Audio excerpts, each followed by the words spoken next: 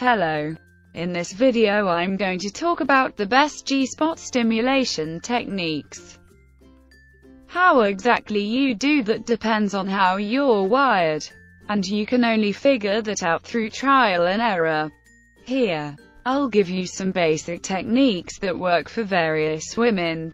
Remember, with all manual penetration, the fingernails should be short, well-groomed, and very, very clean.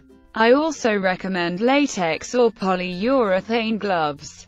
Not just because of their obvious infection prevention benefits, but because many women prefer their smooth texture of the glove over the rough texture of a hand.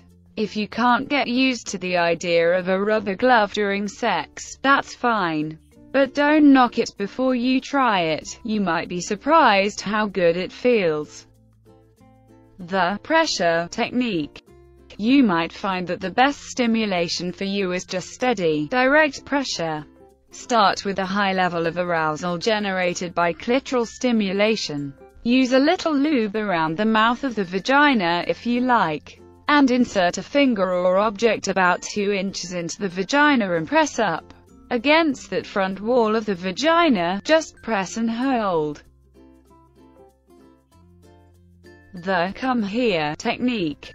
Starting, again, at a high level of arousal. Insert a finger or two or just beyond that special area, pressing up against that anterior wall. Bend your fingers in a come here motion. This provides pressure and motion against the G-spot and is the standard recommended type of stimulation. Make sure your fingernails are short, smooth, and clean. The tapping technique. With a finger pressing dead against the center of your G-spot, tap your finger rhythmically against the area. It's not really wiggling because it doesn't matter much about stimulating the posterior wall of their vagina. Don't think back and forth or side to side, just think tap. You might like hard and slow. You might like light and fast. You might like hard and fast or light and slow. Try many variations and see how your body responds. The glass technique. When you're already very aroused, rub a glass, acrylic, or other very hard dildo against your G-spot. Play with different angles of penetration and different speeds. Remember, the G-spot is right at the entrance of the vagina, no more than about 3 inches in. So you're not looking for deep penetration, but intense pressure on the G-spot.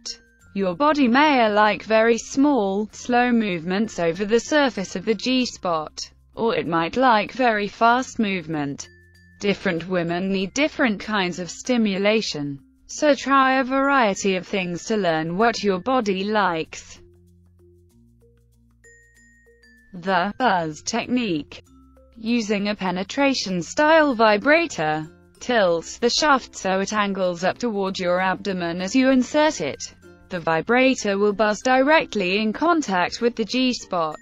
Dual vibrators are convenient for this kind of stimulation because they work the clit at the same time. However, until you're very familiar with G-spot stimulation, it might help to avoid too much direct clitoral stimulation at the same time, since that sensation might overwhelm the G-spot stimulation. Clitoral stimulation and orgasms are fantastic, but they're a distraction from G-spot stuff. Once you've got the hang of the G-spot stuff, then you can integrate G-spot and clitoral stimulation simultaneously. All of these techniques can be combined with both clitoral and anal stimulation for more intense and complex experiences. Remember, you should always be aroused before you try anything involving penetration. Also, all of these techniques can be done in multiple positions. You might find it most comfortable to try these while lying on your back, which allows you to put pressure just above your pubic bone, which helps many women locate the G-spot. You also might prefer lying on your belly, which makes reaching the right angle easier. Another position to try is kneeling, sitting on your heels, with your torso upright. You can have more control over the movement of your hips against the finger or toy.